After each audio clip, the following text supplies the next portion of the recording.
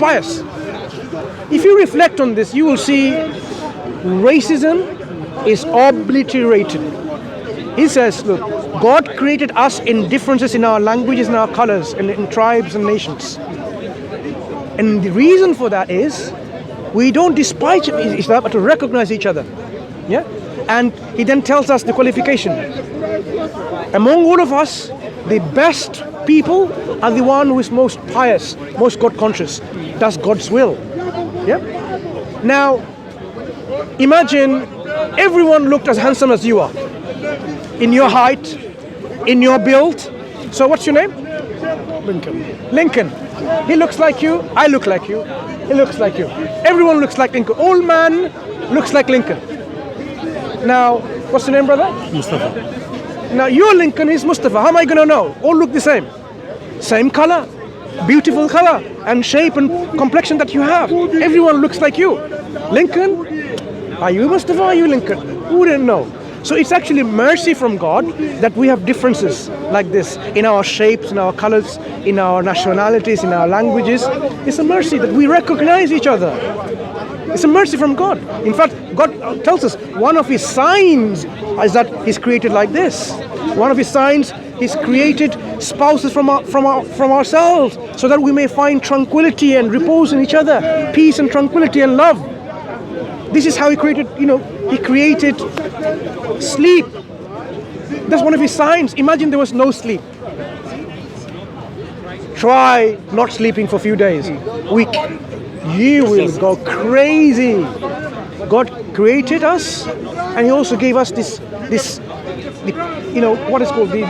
ability to rest through sleeping. This is one of his signs. So Islam tells us when you go, you will see there are signs throughout the Quran to realize that this is from God. Because the Prophet is not here to tell you, show you miracles. The Quran has to tell you that it is indeed from God. Provide the evidence that you need. And the Quran, it actually says in the Quran, سَنُرِيهِمْ آيَاتِنَا فِي الْآفَاقِ وَفِي أَنفُسِهِمْ حَتَّى يَتَبَيَّنَ لَهُمْ أَنَّهُ الْحَقُّ أَوَلَمْ يَكْفِ بِرَبِّكَ أَنَّهُ عَلَى كُلِّ شَيْءٍ شَهِيدٌ. Something along this line. Okay, I may have forgotten the last part of the ayah. God says, we shall soon show them our signs in themselves, in the horizons and within themselves, so that they know, until they know that this is the truth. And isn't God sufficient enough as a witness? Yeah. So the signs are there. When you read the Quran, that's it. Right, what we just spoke about earlier, or you spoke about earlier, is that people shouldn't, all Muslims using the same book. Do you find they're moving closer together? Or some Muslims are fighting each other when they shouldn't be. They're moving closer together at all. So over, say, 200 years or so, the last. There has been some conflicts sometimes in the history of the Islamic society.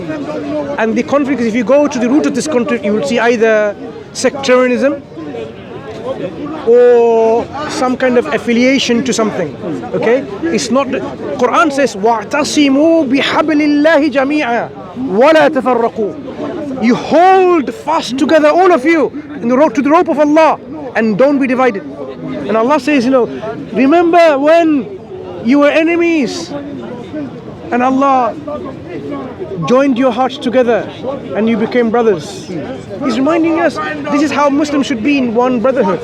But people divide because of something within their hearts which is not right.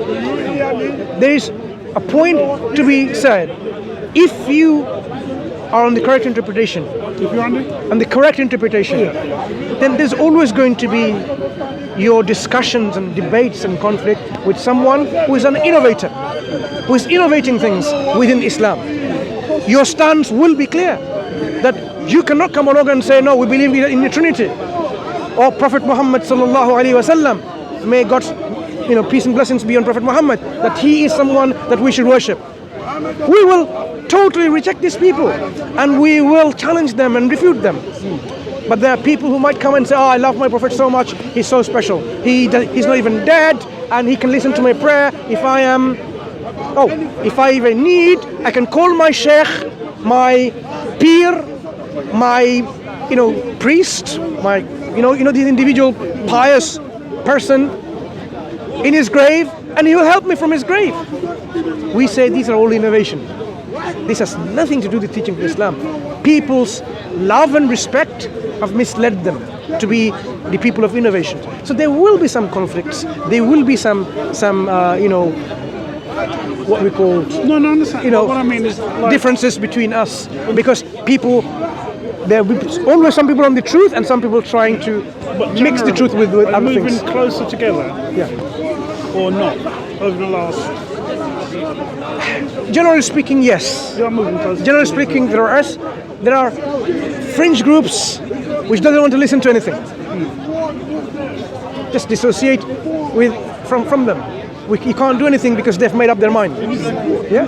But in general, the Muslim world, if you look at it, the major divide may be Sunnah and Shia, Sunnis and Shias, where they've made it a political issue where that's it. We're not going to follow Sunnis at all. They change even their belief system based on their political divide. Totally. I mean, they've gone so much in this division that to bring them back together, it's not going to probably a very easy task to do. Okay? So we say, we as Muslims, whoever you call yourself as, you should follow what the Prophet and his companions were on. That will be the right path, because the Prophet is the one who taught the companions what Islam is. Their understanding is the best understanding. We should go and find out what they understood. So this is the method and the methodology. When there's a difference between Muslims, they should follow. What did the first 3 generations, the students of the companions, how did they understand Islam? Because Allah even praises these companions. Okay, Allah is pleased with them and they're pleased with God. So their understanding and the understanding explained by the Prophet is the best. So yes, there might be differences between us, but we know how to resolve our differences. No, I understand that. I just wondered which direction it was going now. Yeah. Was it, Yeah. The thing that you might see is the division is often artificially placed and dictated upon by other than Muslims. By other than Muslims. For other non-Muslims. Because they realize divide, easy to conquer. Unity, difficult to conquer. Imagine if the whole of the Muslim world was under one leader, they'll land everywhere, different places, but on one authority. It will be a superpower to reckon with.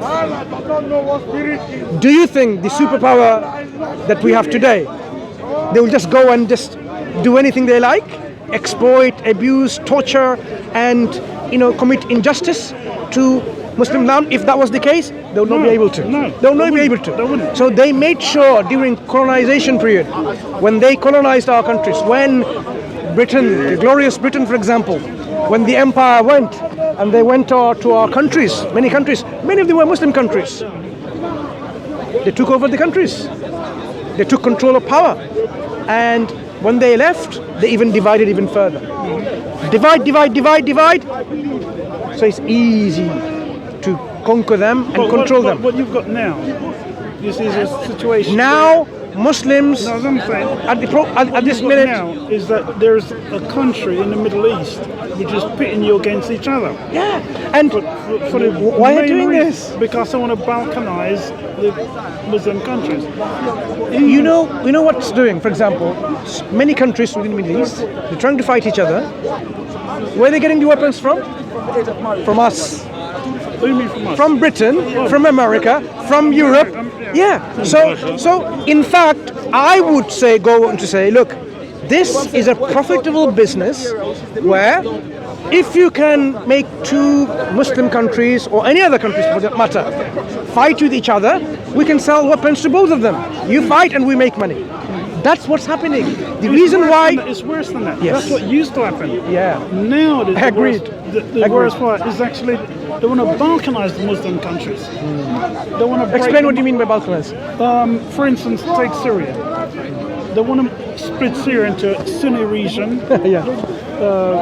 Shia region for Alawites and Christians and so forth, and most importantly, a section for Israel.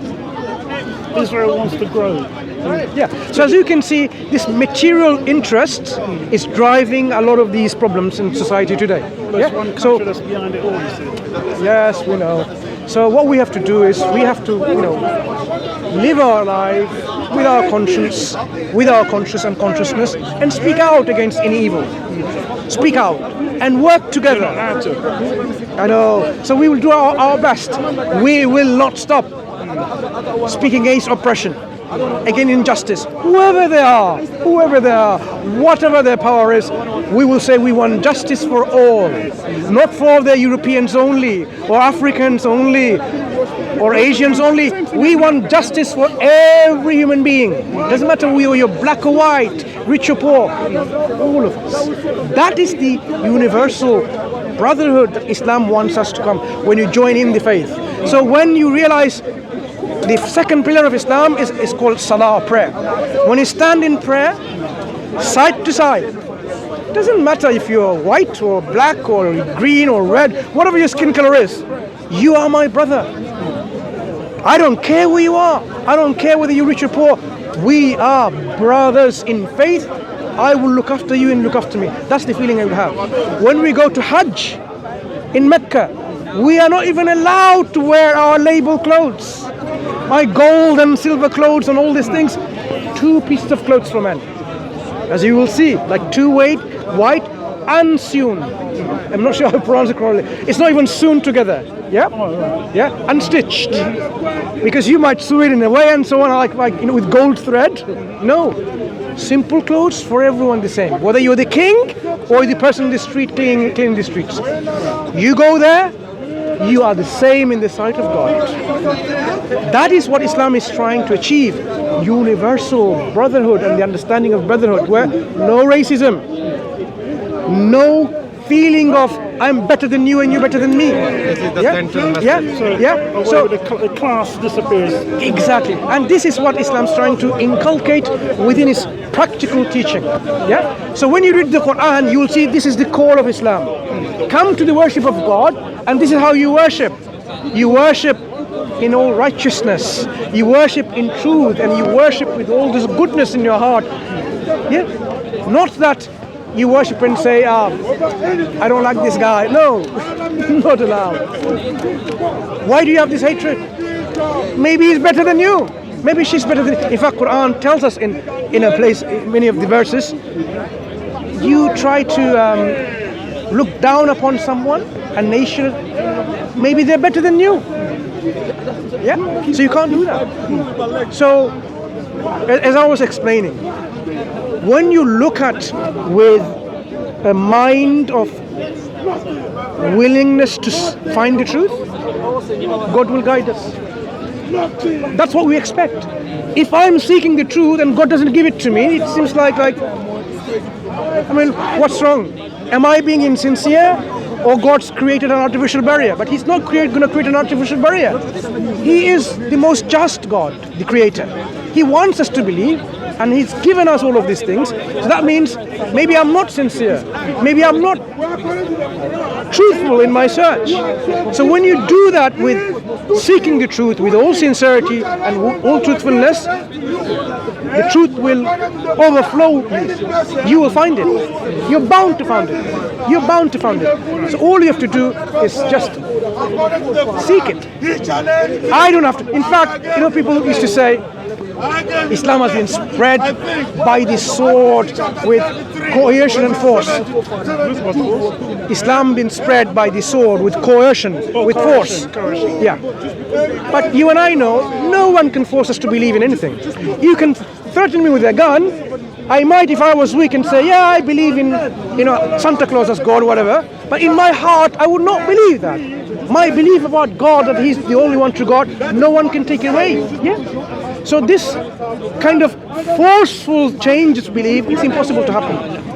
What may have happened in the Islamic history, Islam as a political entity may have gone with a force when they when they came to a country and they didn't allow Islam to be shown to the people, and they said, okay, fine, face our army, because we're going to remove this obstacle and the people can then see what Islam is. So there are occasions where Islam as a political entity had used force, but Islam as a religion, as a belief system, you are not allowed to use force. You are not allowed lakum dinukum waliya din.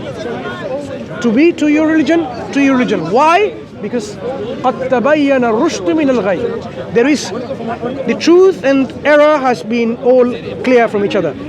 Truth and error becomes very clear, very obvious. The truth stands clear from falsehood. Allah says, "La ikraha fi din." There is no compulsion in religion. That is what we talk about when say, you believe and the consequence is yours. I believe and the consequences are mine. In the day of judgment, this brother Mustafa or my friend Lincoln, you will not be able to help me. I have to help myself with my belief and my deeds. Do I have the correct belief? Do I have the correct good actions? In fact, God, the Creator, describes يَوْمَ يَفِرُّ الْمَرْءُ مِنْ أَخِيهِ وَأُمِّهِ وَأَبِيهِ وَصَاحِبَتِهِ وَبَنِيهِ لِكُلِّ امْرِئٍ مِّنْهُمْ يَوْمَئِذٍ شَأْنٌ يُغْنِيهِ. On that day, يَوْمَ يَفِرُّ المرء من أبيه. When يَوْمَ يَفِرُّ الْمَرْءُ مِنْ أَخِيهِ, when that day the man will flee from his brother, from his mother, from his father. You will flee because that day of judgment, you know no one can help you. You will leave your friend, your family, your daughter, your son, your father, your mother. You will try to save yourself because you know no one in that day can save you. So are we ready for that day when no one can help us? But we have to help ourselves. Did I fulfill the duty of my Lord, the reason I was created? This is what Islam is trying to give us the reality. Don't sleep until you think, how did you do today? Who did you commit wrong against? Did you do anything good or bad?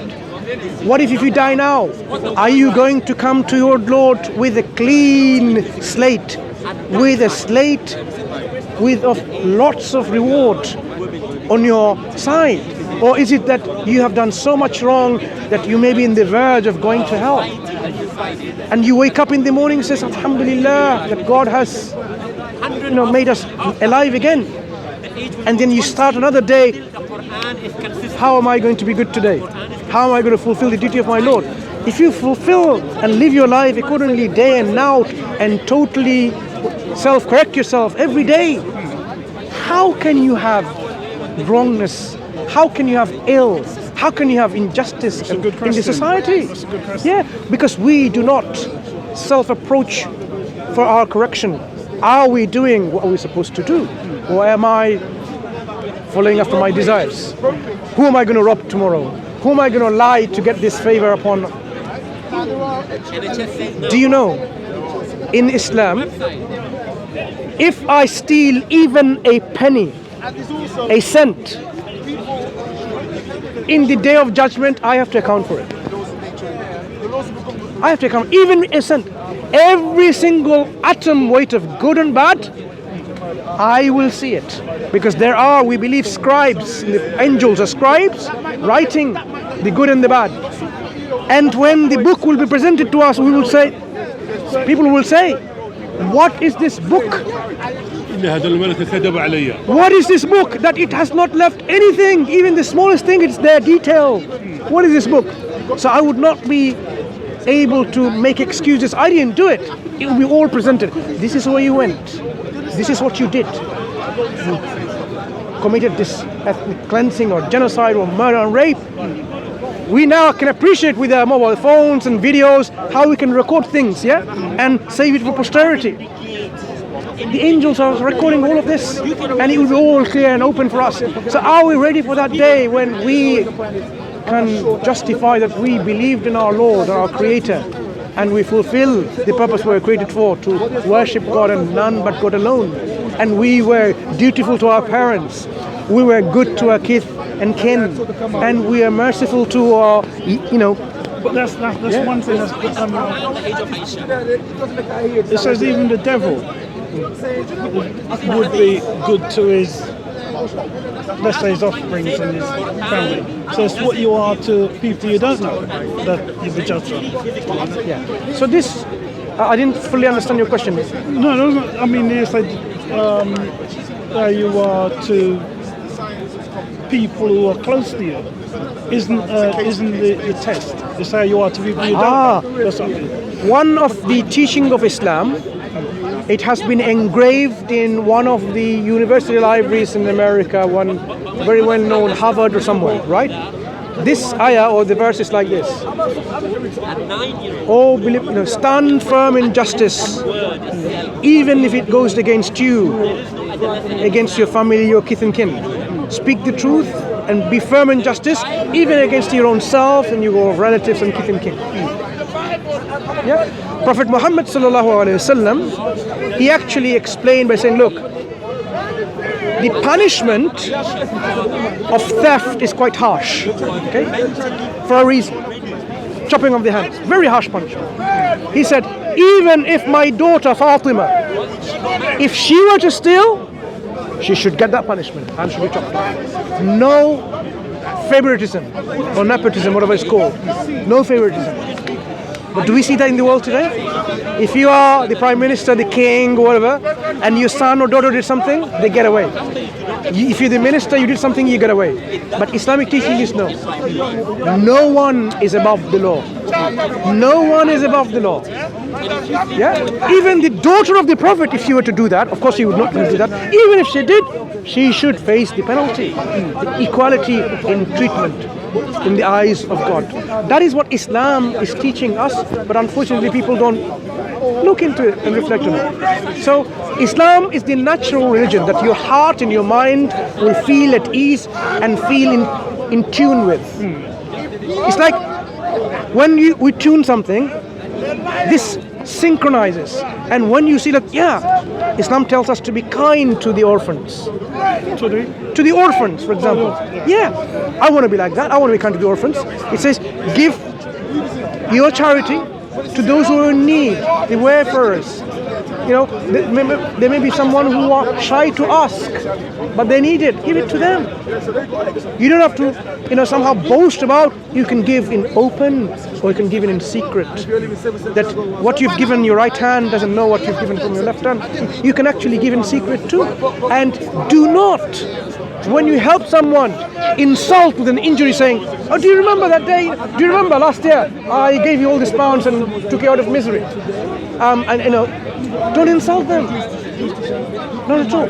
You've given something. Yeah. So Islam even gives you practical, moral teachings to how to even deal with this kind of sense of I'm better than someone.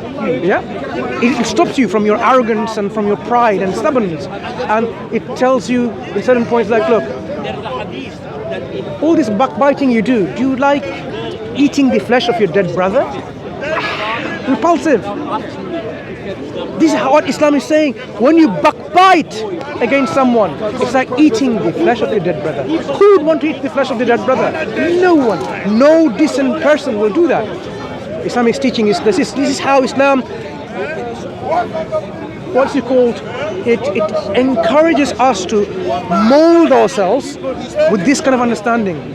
How to be free from all these evil vices that we see in society. Okay. It doesn't tell you, don't do this. It gives you the reasons, gives you the practical way of not doing it, an alternative way of doing which is other alternatives. So if Islam says, for example, do not fornicate, do not commit adultery, it gives you the options. Get married. You want to get married you want to have relations more than many women? Marry 1, 2, 3, up to 4. Marry them. But don't treat them like, your girlfriends and you kick them whenever you're done with them and you don't like them anymore. No. You have responsibilities in marriage. Yeah? So Islam gives you the alternatives. Islam says don't drink alcohol because alcohol, we know, it provokes our mind. as clear as that. Do not drink alcohol. Yeah, it says don't even approach to it. Don't even come closer to it. I understand that most Muslims don't drink and shouldn't or whatever, but I thought it was like, as in not getting drunk, not drinking. No. It's not. The prohibition in the Quran came in gradual steps, where people were drinking every day by the gallons. I'm just exaggerating. That's how much they were drinking. This is the society at that time. How do you then suddenly change in one day when this is in your blood? So it came in steps, like don't come to prayer when you're drunk. You're praying 5 times a day. You're praying more. Now imagine you are very habitual in your drinking. Prayer time comes, you have to be all in your sense. Oh, I can't drink now.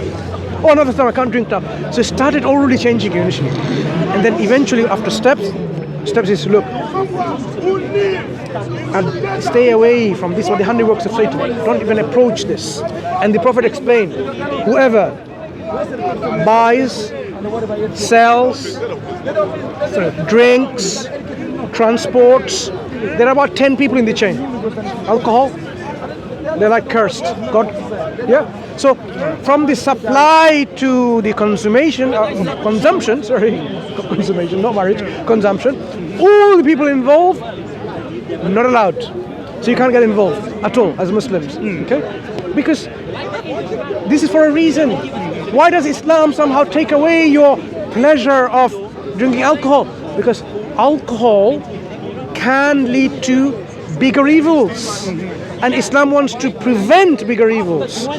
Did you know in this country the most violent crime happens under the influence of alcohol? That was in the national statistics. So we know that alcohol has a lot of damage to the society. Islam wants to safeguard our intellect, our well-being, safeguard the society, and that's why it prohibits anything that corrupts the mind, anything that prevents you from your well-being, like people trying to murder you and kill you and so on. There will be laws to stop all of that, and there will be huge deterrents. And that's what Islam tries to do, so that in a society when Islam is implemented, you can flourish. And that's why in the earlier times when Islam was implemented, what were the Muslims doing? They were the forefront in scientific discoveries. They were naming the stars. They were inventing, all these chemical things and, instruments, whether it's astronomy, botany, calculus, physics, they're always there contributing and advancing the scientific development of the world, because trying to make things better, make the world more. And there's a group of people at the moment, I don't know who they are, they say that Muslims are not very advanced because they've never won the Nobel Peace Prize. Yeah, people do that, but actually now Nobel Peace Prize is sometimes often... No, don't worry about it. Yeah. If you look at Nobel Peace Prize went to this lady in Burma. Nobel Prize, anything. Okay, fine. I'm just giving an example. It's become a political thing. The Afghani girl, Malala or someone, she won Nobel Peace Prize. Not the Pakistani girl. She's from Afghanistan, right? Afghani. This before, the girl that was Pakistan, the Taliban shot her or something like that. So she won a Nobel Prize, if I'm not mistaken. It's a political agenda. I mean, someone who has done better than her in terms of development and peace and so on and so forth, doesn't have to be a Muslim, they don't get the Nobel Prize. So it's a political thing. But it is not true that Muslims are not contributing. No. Muslims, like many other non-Muslims, whether you're Hindu, Sikh, atheist, Christian, whatever, religion is not an issue in science now. Everyone is contributing in science. Science is no longer a tribal, religious, thing that is mine. It's a global thing. So, how many people are working in NASA, for example? Muslims? A lot. How many people are Muslims are working in scientific research institutions? Many. So are other people. I'm not going to just go on boast now, Muslims are the only one contributing. Because I can bring examples that they are doing this and this and this. Just because they have a Nobel Prize, it doesn't mean they're not doing anything. So Islam never considered science to be an obstacle. It actually gave us the scientific method. People don't realize that. the instruments, the method. I think you're taking, what I'm talking about is the same group of people, they've won more than anybody else. And they just make a point of it. That they've won more. You can make the same argument. How many women have won the Nobel Prize? Does that mean women are less intelligent? Of course not.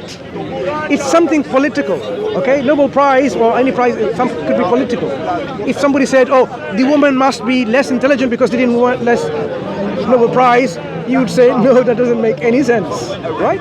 So we don't determine the achievement of people or a nationality of people or which linguistic or ethnicity they come from because of these kind of criteria. Oh, how many Nobel Prize you've got and so on. People use that often a criteria which is out of place.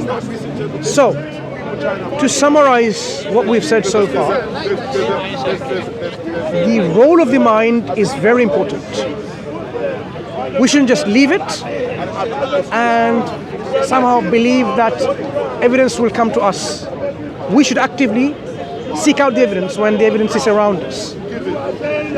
If we don't use our intellect, we will be accountable for not using it.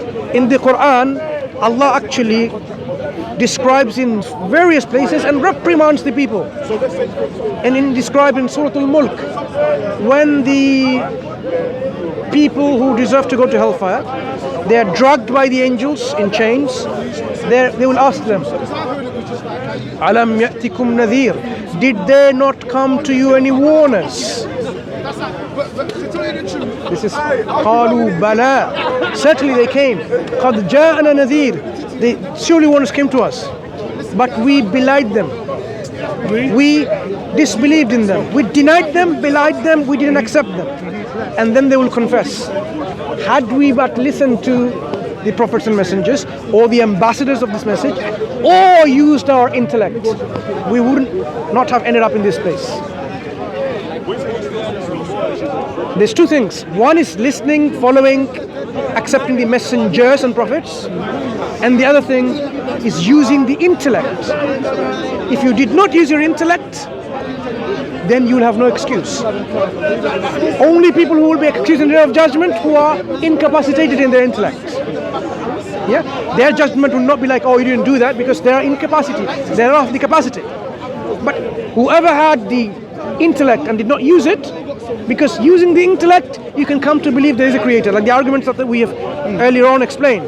There has to be one absolute creator, not two, not many, one. There has to be a reason for our creation.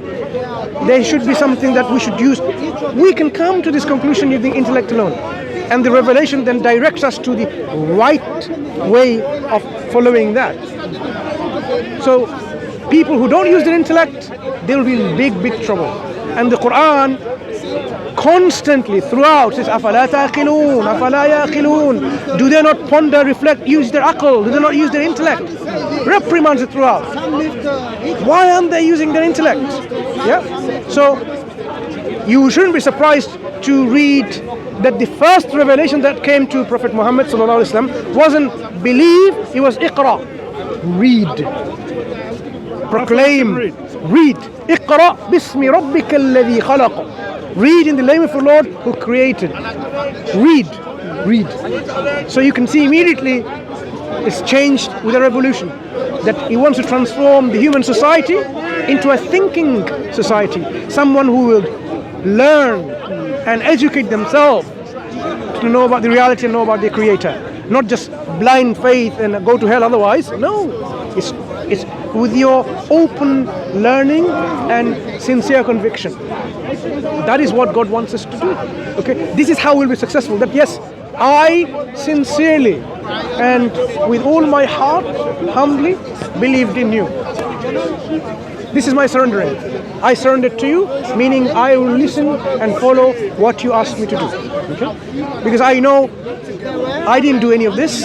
So if I'm going to pass this test of this life, I need to know what to do.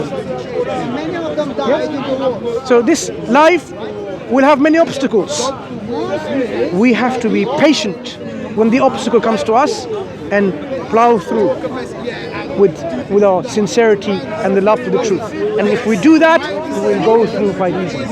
If we die in the state of this belief in Islam, God guarantees us and promises us this paradise, which is forever and ever tranquility, peace, and happiness, and joy, and bliss. And of course, the greatest of all the reward that you can have is to see our Creator, know our Creator, to have the presence of our Creator. Yep. Shouldn't we aim for that? All of us, regardless of who we are? Well, at the very least, it's better than what we have today. Let's fix that. We'll talk again. Well, I see you down here all the time. I don't get involved in I do see you not going into these dramas before, like some people do. I'm more on the political side, but it's sort of it's sort of coming closer and closer together, where you sort of find there's a lot of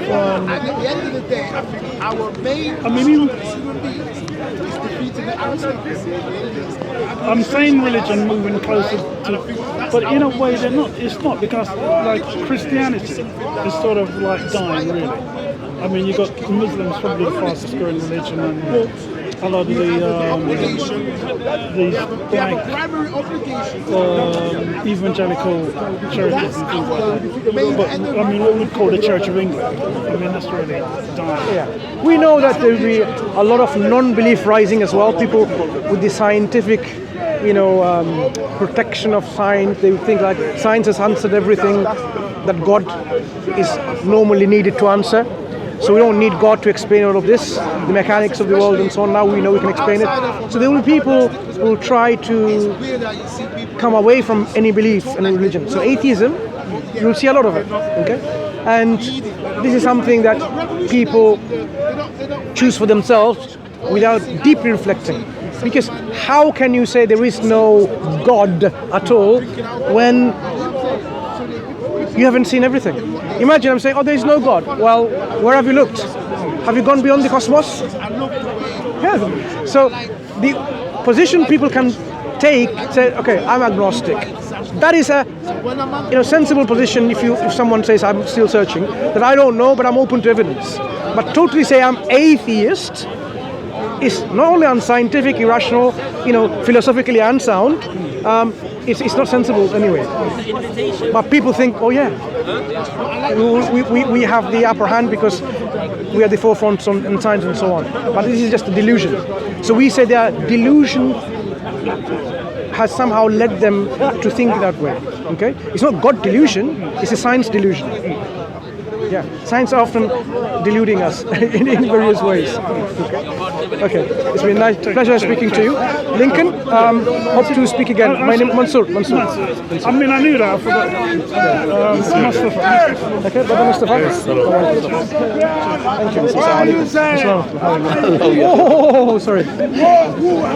Did you cut your fingers or something? Sorry. No, I just work, inshallah. I just missed. Okay. I missed the. Sorry. Thank you. I don't know where these guys gone. Take Thank you. any more? Yeah, that's it.